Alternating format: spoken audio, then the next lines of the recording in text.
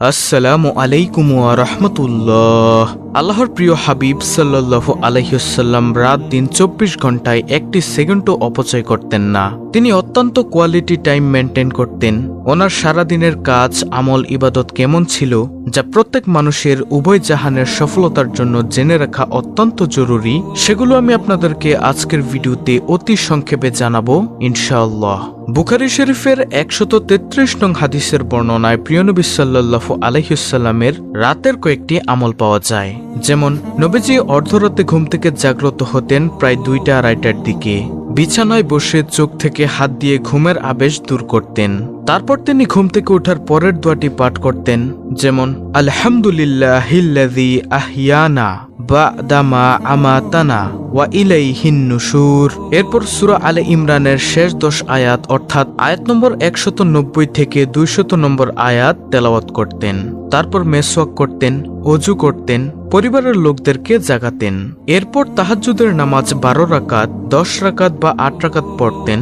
তারপর বিতির নামাজ পড়তেন। তাহাজ্জুদের নামাজের পরে কিছুক্ষণ নবীজি ঘুমাতেন।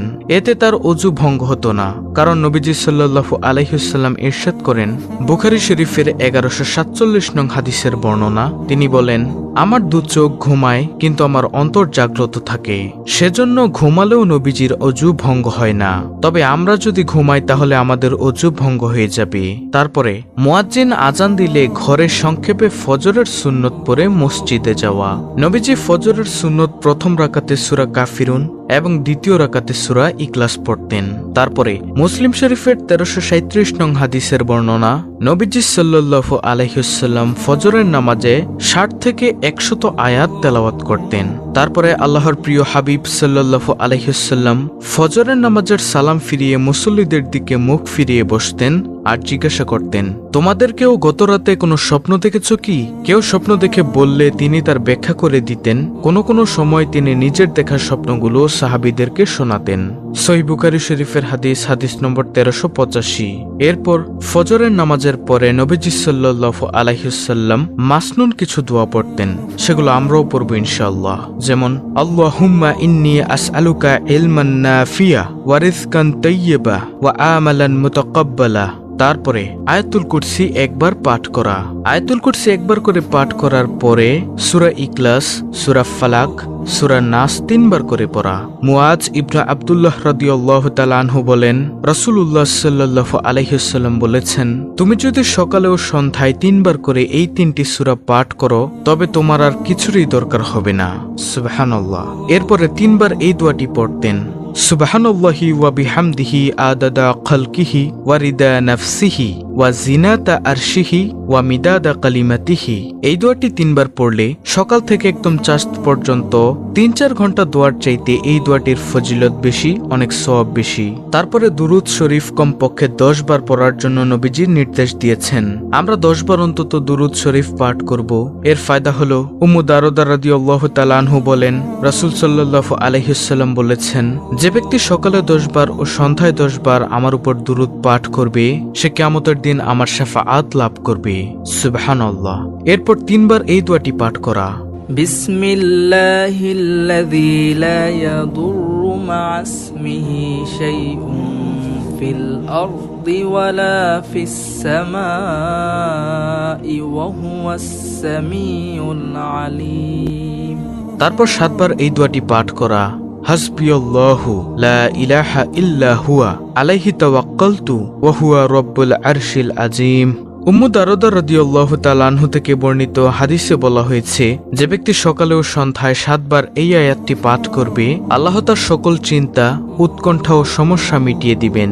এরপর সকাল সন্ধ্যায় 3 বার এই দোয়াটি পাঠ করা, রাদিতু বিল্লাহি রাব্বাও ওয়া বিল ইসলামি দিনাও ওয়া বিমুহাম্মাদিন নাবিয়্যা ওয়া রাসূলাহ সাল্লাল্লাহু আলাইহি ওয়াসাল্লাম। এর ফজিলতের ব্যাপারে আল্লাহর রাসূল সাল্লাল্লাহু আলাইহি ওয়াসাল্লাম বলেছেন, যে ব্যক্তি সকালেই বাক্যগুলো বলবে আমি দায়িত্ব গ্রহণ করেছি যে তার হাতে ধরে তাকে জান্নাতে প্রবেশ করাবো। সুবহানাল্লাহ। এরপর একবার সাইয়্যিদুল ইস্তেগফার পাঠ করা। রাসূলুল্লাহ সাল্লাল্লাহু আলাইহি ওয়াসাল্লাম বলেন, যে ব্যক্তি দৃঢ় বিশ্বাসের সাথে এই সাইয়্যিদুল ইস্তেগফার পাঠ করবে, দিনে পাঠ করে রাতে মারা গেলে কিংবা রাতে পাঠ করে দিনে মারা গেলে সে জান্নাতি হবে।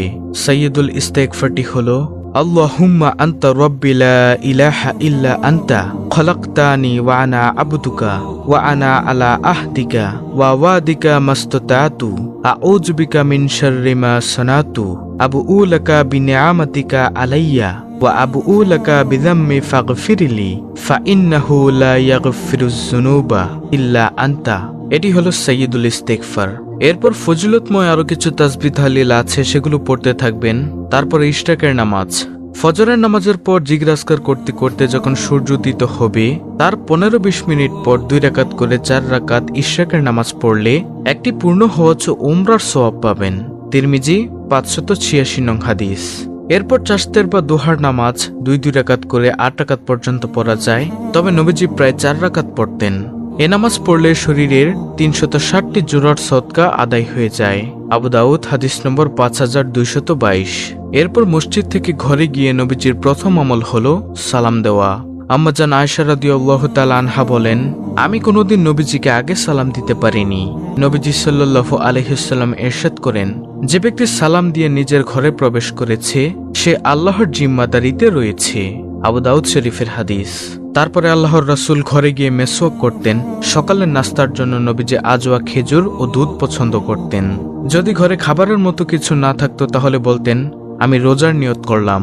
নবীজি সকালে ঘুমাতেন না, তবে তিনি সকালের কাজের বরকতের জন্য দোয়া করেছেন, যেমন আল্লাহুম্মা বারিক লি উম্মতি ফি বুকুরিহা, হে আল্লাহ আমার উম্মতের জন্য দিনের শুরুকে বরকতময় করুন। নবীজির সকল কাজ মসজিদে নববী থেকে আঞ্জাম দিতেন। দাপ্তরিক, রাষ্ট্রীয়, আদালত, যুদ্ধ পরিচালনা সবকিছুই মসজিদে নববী থেকেই পরিচালিত হতো। সেজন্য সকালের নাস্তা গ্রহণের পর নবীজি আবার মসজিদে চলে আসতেন আর মসজিদে প্রবেশ করেই 2 রাকাত দুখুলুল মসজিদ নামাজ আদায় করতেন। তারপর সকল কার্যক্রম শুরু করতেন। মসজিদে যখন প্রবেশ করবেন মাকরুহ ওয়াক্ত না হলে 2 রাকাত নামাজ পড়া সুন্নত। তারপর সকাল 8টা থেকে 12টার মধ্যে যেসব কাজ করতেন, যেমন মদিনার মার্কেট ভিজিট করতেন, তদারকি করা, আত্মীয় স্বজনদের খবর নেওয়া, বিশেষ করে হযরত ফাতেমা ও হাসান হোসেনকে দেখতে যাওয়া, মহিলাদের নসিহত করা, তাদের প্রশ্নের উত্তর দেওয়া, নিজের টুকটাক কাজ যেমন বকরির দুধ দহন করা, জুতা সেলাই করা, স্ত্রীদের কাজে সহযোগিতা করা ইত্যাদি। প্রতি শনিবারের প্রিয় নবী পায়ে হেঁটে মসজিদে নববীর 4.5 কিলোমিটার দূরে মসজিদে কুবাতে যেতেন। নবীজি ফরমান যে ঘরে ওযু করে মসজিদে কুবাতে গিয়ে 2 রাকাত নামাজ আদায় করবে সে একটি উমরার সওয়াব পাবে। এরপর নবী করিম সাল্লাল্লাহু আলাইহি ওয়াসাল্লাম জোহরের আগে দুপুরের খাবার গ্রহণ করতেন। দুপুরের খাবারে নবীজি দুধ, খেজুর, গোশত, সারিদ ইত্যাদি পছন্দ করতেন। এরপর দুপুরের খাবারের পর কিছুক্ষণ ঘুমাতেন, এটি একটি সুন্নত, এটাকে কাইলুলা বলে। এরপর জোহরের আজান হলে মসজিদে চলে যেতেন। জোহরের পর নবীজি সকালবেলা সাহাবীদেরকে যেসব কাজ দিয়েছেন তার ফিডব্যাক নিতেন, সাহাবীদেরকে ওয়াজ নসিহত করতেন। এরপরে আসরের ওয়াক্ত হয়ে গেলে আসরের নামাজ পড়ে ঘরে গিয়ে পরিবারের লোকদের সাথে খোশ গল্প করতেন। তারপরে মাগরিবের ওয়াক্ত হয়ে গেলে মাগরিবের নামাজের পর রাতের খাবার গ্রহণ করতেন। এরপর এশারের পরপর ঘুমিয়ে যেতেন। নবী করিম সাল্লাল্লাহু আলাইহি ওয়াসাল্লাম এশারের আগে ঘুমানো এবং এশারের পর গল্প করাকে অপছন্দ করতেন।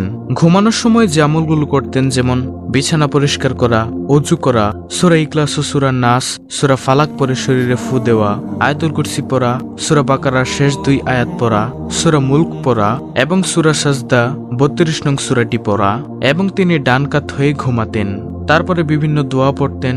তারপরে রাতে ঘুমানোর আগে সেফটির জন্য যে কাজগুলো করতেন, যে কাজগুলো করে ঘুমানোর নির্দেশ দিতেন সেগুলো হলো বাতি নিভিয়ে দেওয়া, পানির পাত্র ঢেকে রাখা, থালা বাসন উপর করে রাখা বা তার উপর আড়াআড়ি কিছু রেখে দেওয়া, দরজা বন্ধ করা, না হয় অনেক ধরনের অনিষ্ট হতে পারে। বিশেষ করে বর্তমানে বালিশের পাশে মোবাইল রাখাটা অনেক বিপজ্জনক। আমাদের নবীজি 24 ঘন্টা অত্যন্ত কোয়ালিটি টাইম মেনটেন করতেন। আমাদের নবী অলস ছিলেন না, বরং সুপার অ্যাক্টিভ ছিলেন। সেজন্য খুব অল্প সময়ে পৃথিবী জয় করেছেন। আমাদেরকে আমাদের নবীজির থেকে টাইম ম্যানেজমেন্ট শিখতে হবে, তাহলে আমরা দুনিয়াতেও সফল এবং পরকালেও সফল হতে পারবো ইনশাআল্লাহ।